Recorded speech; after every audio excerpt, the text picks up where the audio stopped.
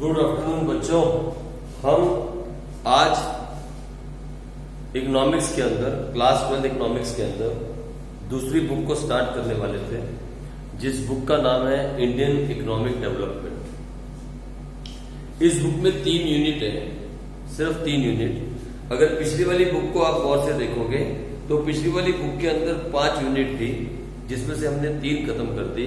Unit 1 में हमने national income को खत्म किया, यूनिट 2 के अंदर हमने मनी एंड बैंकिंग को खत्म किया और एक यूनिट में हमने गवर्नमेंट बजट को खत्म किया।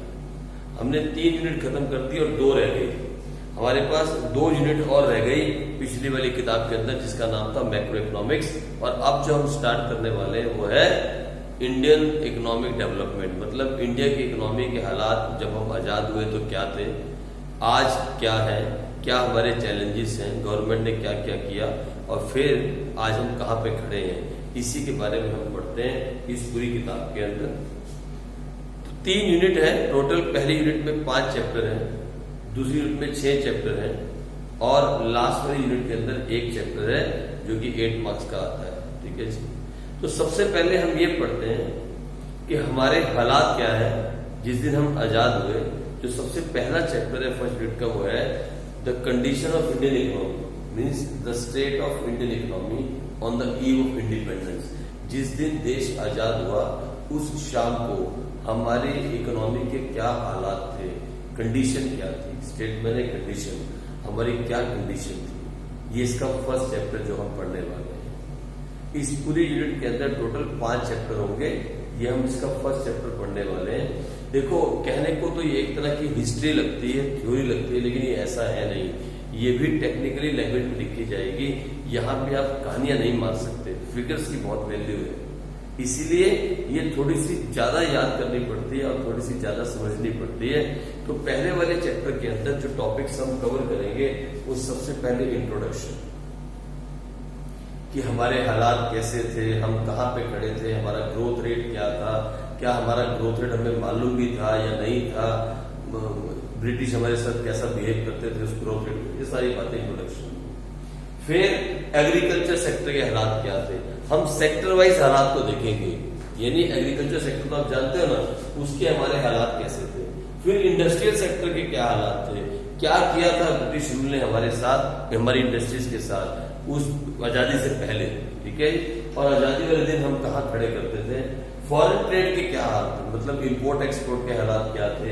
फिर डेमोग्राफिक कंडीशंस का मतलब है लिटरेसी रेट, फर्टिलिटी रेट, है ना, मतलब कितनी हमारे में से अनपढ़ थे, गरीब, पॉवर्टी, हम गरीब कितने थे, क्या हिसाब किताब था, ये सब पढ़ेंगे डेमोग्राफिक कंडीशंस के अंदर। और फिर ऑक्यूपेशनल स्ट्रक्चर क्या था, मतलब कितने लोग हमारे में से खेती पे निर्भर थे, एग्रीकल्चर सेक्टर पे बेस्ड थे, कितने लोग इंडस्ट्रियल सेक्टर पे बेस्ड थे, मतलब सर्विस सेक्टर पे बेस्ड थे, कितने मैन्युफैक्चरिंग पे बेस्ड थे, ये सब हम पढ़ेंगे।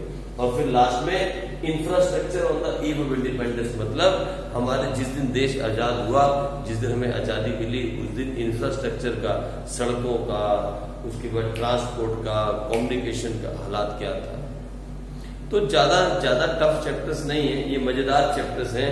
ये एक तरह से पीछे जाके पास्ट में पढ़ने वाली बात है कि जिस दिन हम आजाद हुए हमारे हालात क्या थे, हम उसके बारे में धीरे धीरे करके इसको पढ़ते हैं। तो आओ भगवान का नाम लेते हैं और शुरू करते हैं। आज सिर्फ हम कोशिश करें कि सिर्फ इंट्रोडक्शन भी खत्म हो जाए। ये चैप्टर मैक्सिमम से मैक्सिमम जो है आपके 7 दिन लेगा, मेरे ख्याल से 7 डेज में, यानी 1 महीने में 3 चैप्टर आराम से हो जाते हैं। तो हम कोशिश कर सकते हैं इसको खत्म करने की विद इन 7 डेज, या हम कह सकते हैं कि 7 दिन में खत्म हो जाएगा। 7 दिन में ये चैप्टर खत्म कर सकते हैं हम लोग 7 डेज के अंदर। शुरुआत करते हैं इंट्रोडक्शन से, ज्यादा डिटेल में नहीं जाएंगे कि सर यूनिट में कितने, सर 3 यूनिट में कितने चैप्टर लिखवा दो, सब ये छोड़ो इन सारी बातों को, वो बुक के अंदर है। तो हम सीधा इंट्रोडक्शन पे आते हैं, आप ये नोट कर लो। लेट्स कम टू इंट्रोडक्शन जल्दी से।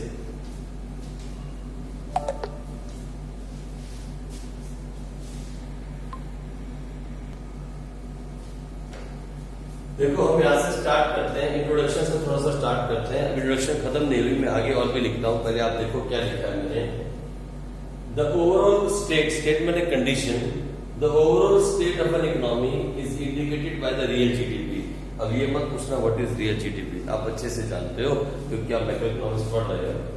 The overall state of an economy is indicated by real GDP.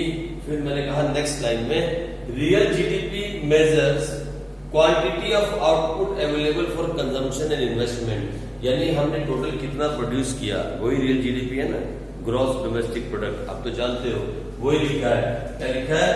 Real GDP measures quantity of output available for consumption and investment, the percentage change, ये लिखा है the percentage change in real GDP over a year is a measure of growth rate of economy, यानी एक साल में कितना change आया GDP के अंदर परसेंटेज के हिसाब से, वही मेजर करता है कि इकोनॉमी ने ग्रो किया या नहीं किया।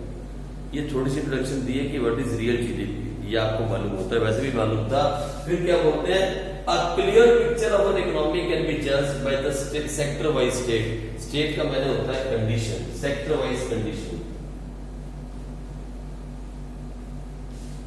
यानी अगर क्लियर पिक्चर देखनी हो कि इंडियन इकोनॉमी की क्या हालात थी तो हमें सेक्टर वाइज पढ़ना होगा। Agriculture sector, industrial sector, foreign trade sector, उसके बाद क्या बोलते हैं ऑपरेशनल स्ट्रक्चर, उसके बाद इंफ्रास्ट्रक्चर, ये सारी बातें हमें सेक्टर वाइज पढ़नी होगी। लेकिन इसके पहले हमें क्या कहा? Let us study the condition of Indian economy on the eve of independence. तो हमने पहले इसको कहा इंट्रोडक्शन में पढ़ते हैं, before the British rule and during the British rule. British rule से पहले इंडियन इकोनॉमी कैसी थी और ड्यूरिंग द ब्रिटिश रूल क्या हुआ, उसके बाद हम पढ़ेंगे on the eve of independence. फिर इंडिपेंडेंस वाले दिन क्या हुआ। पहले हम ये देखें कि ब्रिटिश रूल से पहले इंडियन इकोनॉमी क्या थी और ब्रिटिश रूल के दौरान, ड्यूरिंग द ब्रिटिश रूल, जो गोरों ने शासन किया ना, उस दौरान इंडियन इकोनॉमी के साथ क्या हुआ, थोड़ी इंट्रोडक्शन पढ़ते हैं और फिर सेक्टर वाइज पढ़ेंगे उसको डिटेल में जाके। ठीक है, तो आओ थोड़ा सा यहाँ तक आप लिख लो, फिर हम इसको आगे दोबारा से स्टार्ट करते हैं। Before the British rule and during the British rule, आप यहाँ तक लिख लो, पहले यहाँ तक आप लिख लो, फिर हम आगे चलते हैं। साथ साथ नोट्स बनाते जाओ, साथ साथ चलते जाओ।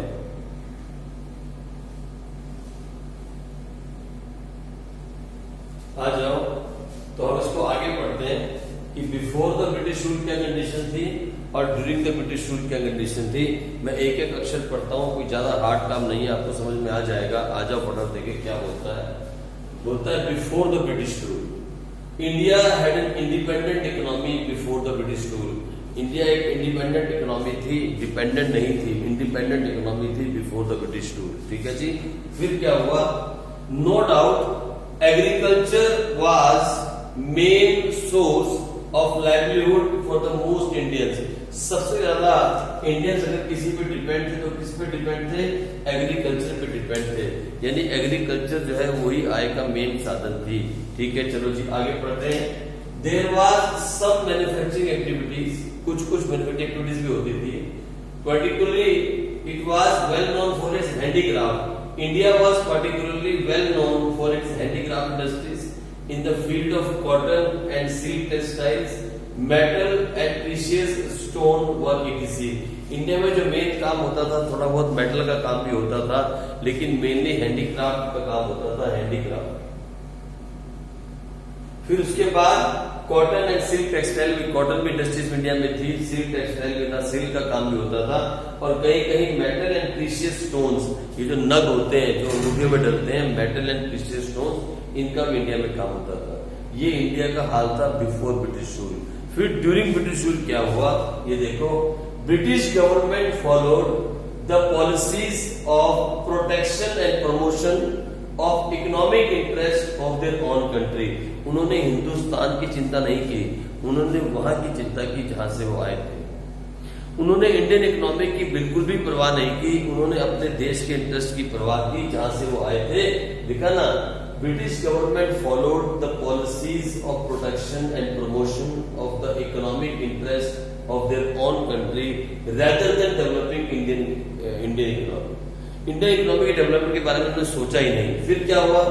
They never made any sincere efforts to estimate India's national income and per capita income. वो उन्होंने कभी कोशिश ही नहीं की कि पर कैपिटा इनकम को कैलकुलेट किया जाए, नेशनल इनकम को कैलकुलेट किया जाए, पता लगे जीडीपी क्या, कुछ पता नहीं, उन्होंने कोशिश नहीं की। हाँ, लेकिन कुछ लोगों ने कोशिश की। But some individuals try to measure the real GDP and national income. कुछ लोगों ने कोशिश की, और यहाँ बस यही बातें याद रखनी है इसके अंदर। क्या वो लोग कौन थे? दादा भाई नौरोजी और VKRV राव और RC देसाई, ये कुछ लोग थे जिन्होंने कोशिश की, कुछ इकोनॉमिस्ट थे जिन्होंने कोशिश की, क्योंकि उस वक्त पे कुछ डाटा अवेलेबल नहीं था। जो थोड़ा बहुत डाटा अवेलेबल था, इन्होंने कोशिश की कि क्या निकाला जाए, इंडिया का रियल जीडीपी निकाला जाए, नेशनल इनकम निकाली जाए। और फिर क्या हुआ? मोस्ट स्टडीज जो भी इन्होंने किया, रिफ्लेक्टेड दैट, क्या पता लगा उससे? That country's growth of real GDP during the first half of the 20th century, मतलब जब वो लोग यहाँ पे थे, उनके होने के टाइम पे, was less than 2%। Real GDP की जो परसेंटेज ग्रोथ थी वो 2% से भी कम था। मतलब Indian economy was under developed economy, develop नहीं, अंडर डेवलप्ड इकोनॉमी। ठीक है जी। और उसके बाद क्या हुआ? It indicates the under development growth rate of per capita income, sorry, per capita income. It indicates the underdevelopment growth rate of per capita income was 0.5%। अगर प्रति व्यक्ति आय की बात करें तो सिर्फ इट वॉज 0.5%, ये बहुत कम थी। और इसका पूरे का अगर कंक्लूजन निकाले तो हम कह सकते हैं Indian economy was a under developed economy and it was a stagnant economy. Stagnant, STAGNANT। हम यह लिख सकते हैं, कंक्लूजन में लिख सकते हैं। कंक्लूजन, अगर हम कंक्लूजन लिखें या कंक्लूड करें तो हम कह सकते हैं Indian economy was under developed economy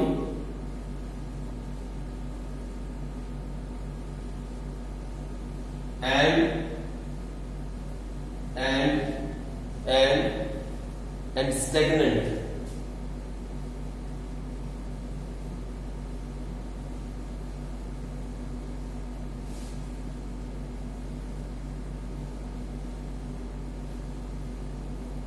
लो, हम ये कह सकते हैं, अगर इसको कंक्लूड किया जाए तो कंक्लूजन में निकाल सकते हैं कि इंडियन इकोनॉमी जो थी वो एक अंडर डेवलप्ड इकोनॉमी थी और स्टैग्नेंट इकोनॉमी थी, मतलब ठहरी हुई, जिसमें ठहराव हो, जिसमें विकास ना हो, जिसके अंदर प्रोग्रेस ना हो, जिसमें डेवलपमेंट ना हो, उस इकोनॉमी को कहते हैं स्टैग्नेंट इकोनॉमी।